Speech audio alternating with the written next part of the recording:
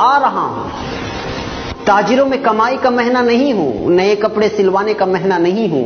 میں اس لیے نہیں آ رہا ہوں کہ تم عیدی خریدی کے نام پر پورا مہینہ بازار میں نکال دو.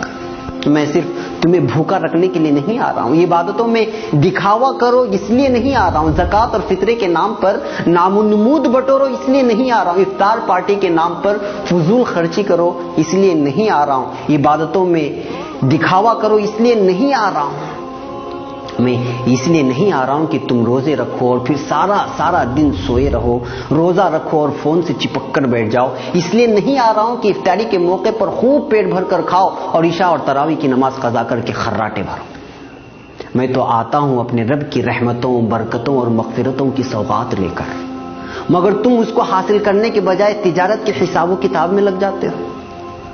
روزہ رکھ کر یوں سمجھتے ہو کہ میں نے تیر مار لیا. ارے میں تو سال بھر کے تمہارے گناہوں کو دھونے کے لیے اللہ کی طرف سے مغفرت کا پروانہ بن کر آتا ہوں, مگر تم روزہ رکھ کر بھی گناہوں سے باز نہیں آتے. نوجوانوں, ناجائز عشق رمضان سے پہلے بھی ناجائز اور اب بھی, مگر تم تو رمضان میں کچھ کام نہ ہونے کا بہانہ بنا کر سارا دن موبائل پر عشق بازی کرتے رہ جاتے ہو. پھر روزہ رکھ کر یہ گناہ کیسا؟ غلط ویڈیوز اور موسیقی سننا ہر وقت حرام, مگر یہاں تو روزے کی حالت میں یا تو سو کر یا پھر موبائل میں گزارا ہوتا ہے. میں اس لیے تو نہیں آیا. میں رحمان کی رحمت بن کر, غفار کی مغفرت بن کر آیا تھا, مگر تم نے تو میری رتی برابر میزبانی نہیں کرتے, اور جو کرتے ہیں میں قربان جاؤں ان پر. میرا یہ ایک دن نہیں گزرتا ہے اور وہ افسوس کرتے رہ جاتے ہیں کہ ایک دن گزر گیا, اور پھر رات دن قرآن کی تلاوت سے, تسبیح اور نمازوں سے, دعاؤں اور التجاؤں سے اپنے رب کو منانے کی کوشش کرتے ہیں. ہر پل وہ اپنے خالق سے اپنے گناہوں کی شکایت کرتے ہیں اور رحمتیں لوٹتے ہیں, برکتیں حاصل کرتے ہیں, مغفرت کے پروانے اپنے نام کر لیتے ہیں. میں آتا بھی اسی لیے ہوں, تم بھول مت جانا. میں جب تمہارے آنگن میں قدم رکھوں گا تو میرا ہر لمحہ ہزاروں لمحوں سے بہتر ہے, کیونکہ میں ایسا مہینہ جس میں ہر لمحہ اللہ کی رحمت برستی ہے.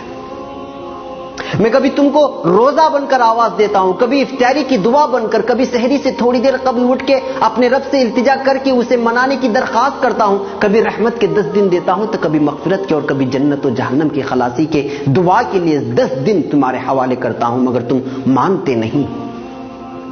ارے ہوش میں آؤ بھائی, میں آ رہا ہوں. کہاں کھو گئے ہو؟ 11 ماہ گناہوں کے دلدل میں ڈوبے رہنے کے بعد اپنے گناہوں کو بخشوانے کے لیے میرے رب نے تم تک بھیجا, تو تم روزے کے نام پر خالی پیٹ رہ کر وہی جھوٹ کے انبار, غیبت کے بازار, بات پر تکرار, عید خرید کے نام پر بیوی سے انبن, پڑوسی سے تعلقی. ارے ہوش میں آؤ, اگر میں چلا گیا تو موقع ہاتھ سے چلا جائے گا, اور لوٹنے کے لیے 11 مہینے لگ جائیں گے, اور زندگی کا کوئی بھروسہ بھی نہیں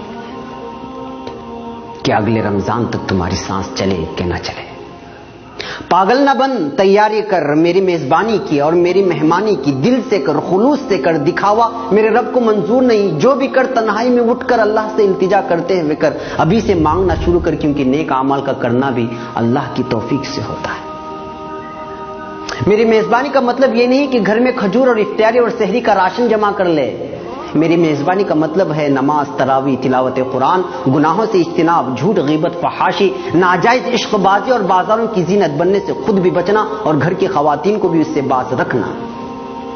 میری میزبانی ایسی کر کے تیرا رب تجھ سے راضی ہو جائے, اور جب رب ہی راضی ہو جائے تو اس دنیا سے کیا مطلب جو ایک دھوکے کا گھر ہے. جی ہاں, دھوکے کا گھر. اور ہاں, میری راتوں کو یوں ہی غفلت میں سو کر برباد مت کرنا. اللہ سے اپنا دکھڑا سنانا, برما میں کیا ہوا, فلسطین میں کیا ہوا اور ہو رہا ہے, افغانستان, عراق و شام اور دیگر مسلم ممالک میں جو ظلم ہو رہا ہے, کیا کیا جا رہا ہے, اس کا دکھڑا سنانا اپنے رب سے. بیتے سالوں میں اپنوں اور غیروں نے ہم سے جو برتاؤ کیا اس کی شکایت کرنا اپنے رب سے. وہ سننے والا ہے, سب کے سننے والا ہے, وہ جو سب سے رحیم, سب سے کریم اور تم سے سب سے زیادہ محبت کرنے والا ہے. تمہارا دکھڑا سن لیا تو پھر بیڑا پار ہے, نہیں